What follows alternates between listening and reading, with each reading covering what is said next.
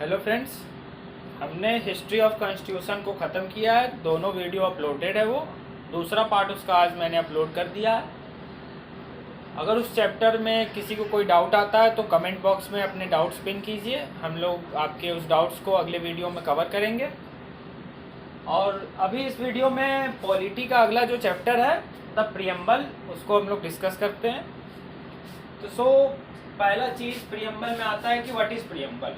तो प्रियम्बल क्या है? प्रियम्बल एक ब्रीफ इंट्रोडक्टरी स्टेटमेंट है कॉन्स्टिट्यूशन का, जो इसके गाइडिंग प्रिंसिपल को कन्वे करता है, इसके गाइडिंग प्रिंसिपल्स को बताता है।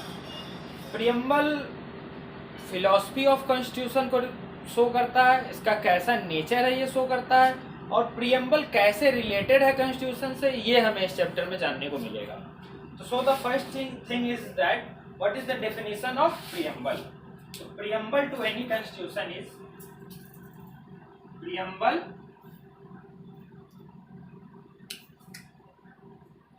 to any constitution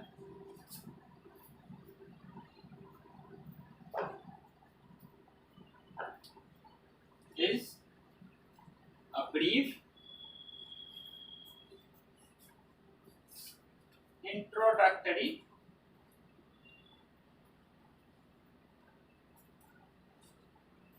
statement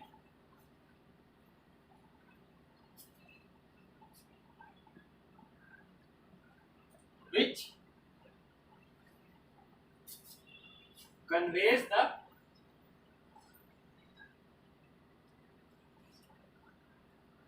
guiding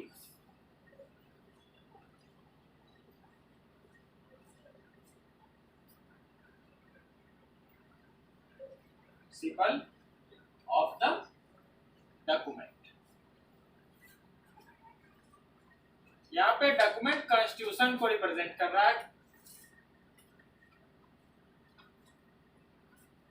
So what is preamble? Preamble to any constitution is a brief introductory statement which conveys the guiding principle of the document or constitution। अब इसमें दूसरा चीज है कि it is not the part of the content। इस point को थोड़ा ध्यान देने की जरूरत है। ये मैं अभी बता रहा हूं कि it is not the part of the content, लेकिन आगे हम लोग पढ़ेंगे कि preamble is the part of the constitution. शुरुआत में हमें यह जानना है कि ये पार्ट नहीं है, लेकिन सुप्रीम कोर्ट का एक जजमेंट है, उसमें सुप्रीम कोर्ट ने इसको कॉन्स्टिट्यूशन का पार्ट बनाया है। हम लोग इसी चैप्टर में आगे इसको डिस्कस करेंगे। फिलहाल यहाँ तक है कि कॉन्स्टिट्यूशन का ये पार्ट नहीं है। ये शुरुआत में जब प्रियम्बल की फ्रेमिंग हुई थी तो उस समय का बेसिक हिस्ट्री मैं आपको बता रहा हूँ। It is not the part of the content, but it explains its purpose। ये उस कॉन्स्टिट्यूशन का पर्पस बताता है, उसका नेचर बताता है और उसका ऑब्जेक्टिव्स को ये एक्सप्लेन करता है। But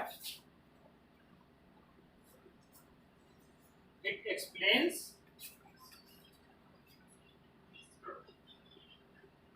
the purpose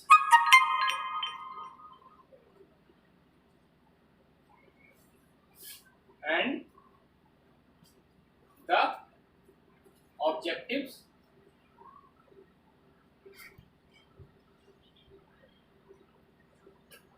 of the document।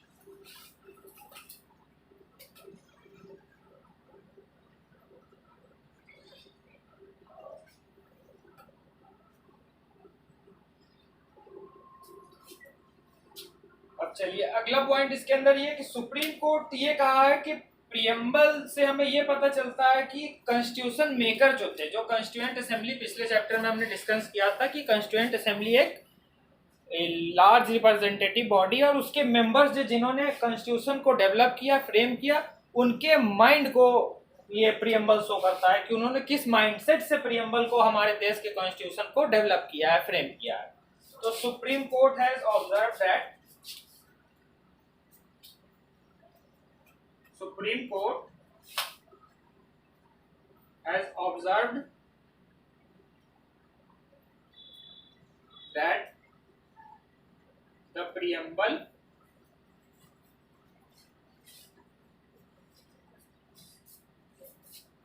is a key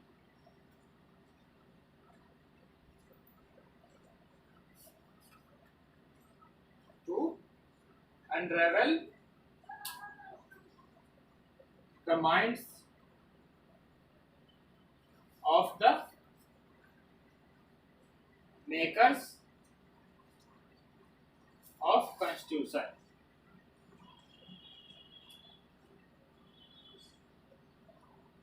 supreme court ने यह देखा है कि प्रियम्बल हाईलाइट करता है कॉन्स्टिट्यूएंट असेंबली के मेंबर्स के माइंड को कि उन्होंने किस माइंडसेट से कॉन्स्टिट्यूशन को डेवलप किया है। पहली बार कॉन्स्टिट्यूएंट असेंबली में पंडित जवाहरलाल नेहरू ने प्रियम्बल को डिस्कस किया था और इसका पहला नाम दिया था ऑब्जेक्टिव रिजोल्यूशन। ऑब्जेक्टिव रिजोल्यूशन से उन्होंने ये बताया था कि एक फिलॉसफी होना चाहिए हमारे कॉन्स्टिट्यूशन को का जो इसके नेचर को, इसके फिलॉसफी को बताए। तो उन्होंने पहली बार इसको ऑब्जेक्टिव रिजोल्यूशन के रूप में बोला था। Resolution point by Pandit Jawaharlal Nehru. और ये ऑब्जेक्टिव रिजोल्यूशन का आइडिया कॉन्स्टिट्यूएंट असेंबली में बहुत सारे डिबेट हुए थे और इसको अडॉप्ट किया गया था 22 जनवरी 1947 को। 22 जनवरी 1947 को जितने भी बोर्ड मेंबर्स थे कॉन्स्टिट्यूएंट असेंबली के, उन्होंने इनका प्रपोजल एक्सेप्ट किया था कि हाँ एक ऑब्जेक्टिव रिजोल्यूशन होना चाहिए हमारे कॉन्स्टिट्यूशन के लिए जो इसके फिलोसफिकल नेचर को बताए कि हमारा कॉन्स्टिट्यूशन एक्चुअली है कैसा। और ये 22 जनवरी 1947 को अडॉप्ट किया गया था। अब चलिए, objective resolution is nothing but the preamble. बाद में इसी ऑब्जेक्टिव रिजोल्यूशन को प्रियम्बल का नाम दे दिया गया। पहली बार कॉन्स्टिट्यूएंट असेंबली में इसको ऑब्जेक्टिव रिजोल्यूशन के रूप में डिस्कस किया गया था। तो यहाँ तक आप लोग क्लियर हो गया होगा, बहुत सिंपल सी चीज है। तो आगे बढ़ते हैं। अगला टॉपिक है हमारा nature of preamble.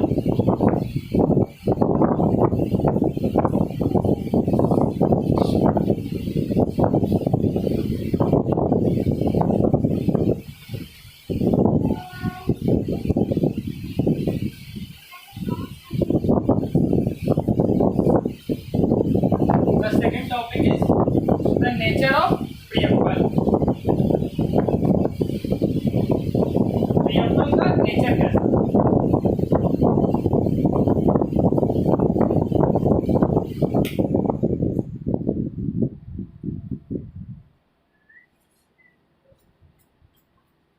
Basic nature of preamble.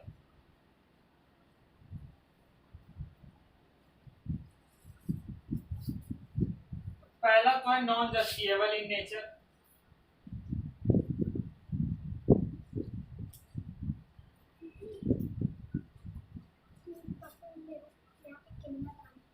The preamble is not justifiable, मतलब ये जस्टिस के जैसा इसका नेचर नहीं है। ये हमें न्याय नहीं दिला सकता है। दूसरा पॉइंट ये है कि it can not be enforced in the court of law. It cannot be enforced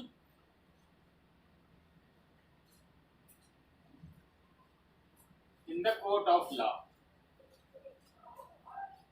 ये किसी भी कोर्ट में इन्फोर्स नहीं किया जा सकता, मतलब इसके ऊपर कोई भी केस नहीं किया जा सकता है।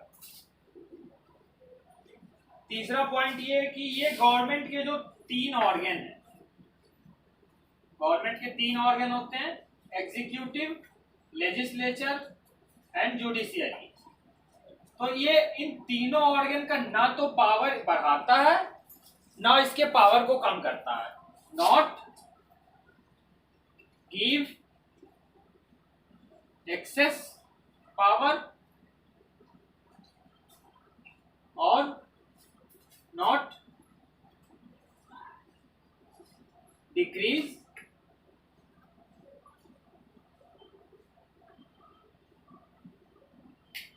सो वी कैन से दैट, हम बोल सकते हैं कि प्रीएम्बल इज न्यूट्रल। गवर्नमेंट के तीनों बॉडी को, एग्जीक्यूटिव, लेजिस्लेटर और जुडिशियरी, जो इसके पावर है वो इसके कांस्टेंट ही रहेंगे। प्रीएम्बल ना तो इनके पावर को इंक्रीज करेगा ना ही इनके पावर को डिक्रीज करेगा। ये हो गया बेसिक नेचर ऑफ कॉन्स्टिट्यूशन, ये प्रीएम्बल। और प्रीएम्बल जो है कॉन्स्टिट्यूशन के प्रोविजन को कैन नॉट ओवरराइड करेगा, मतलब it can not override the basic provision of constitution. हमारा जो कॉन्स्टिट्यूशन है उसमें जो प्रोविजंस दिए गए हैं उसको ये कभी भी वो मतलब कि एक तरह से क्या डिसओबे नहीं करेगा। It can not override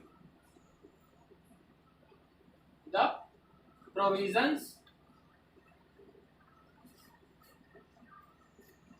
of constitution.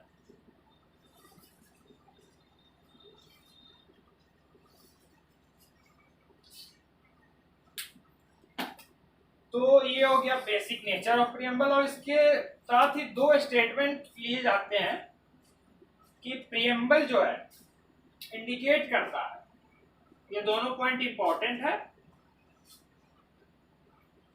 Preamble indicates the source from which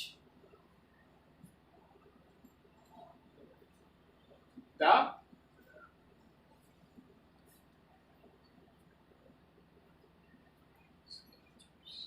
constitution derives its authority, that is the people of India।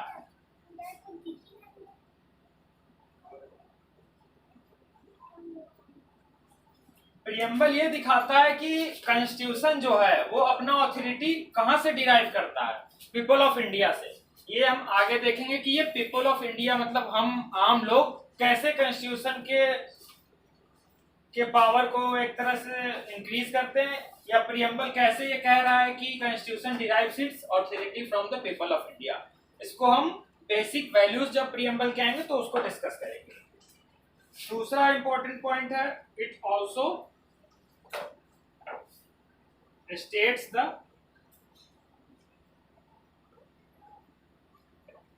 values and objects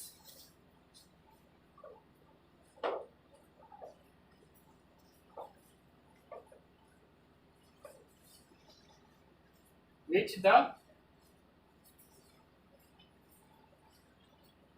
Constitution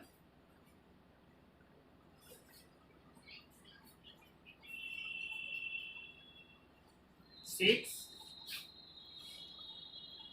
to establish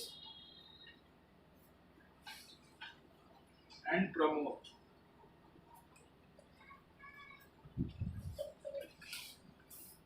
ये it also states the values and objective, ये उस values और objectives को भी दिखाता है जो constitution जिसको एस्टेब्लिश किया है और उसको जिसको प्रमोट कर रहा है। तो जो वैल्यूज को कॉन्स्टिट्यूशन प्रमोट कर रहा है और जिस वैल्यूज को कॉन्स्टिट्यूशन ही एस्टेब्लिश किया है, जैसे कि हो गया आपका सोवेरेनिटी, सोशलिज्म, सेकुलरिज्म, ये हम आगे देखेंगे अभी। तो इन वैल्यूज को भी ये प्रीएम्बल शो करता है। ठीक है, ये भी बहुत सिंपल था, यहाँ तक मुझे नहीं लगता है कि किसी को कोई डाउट होगा।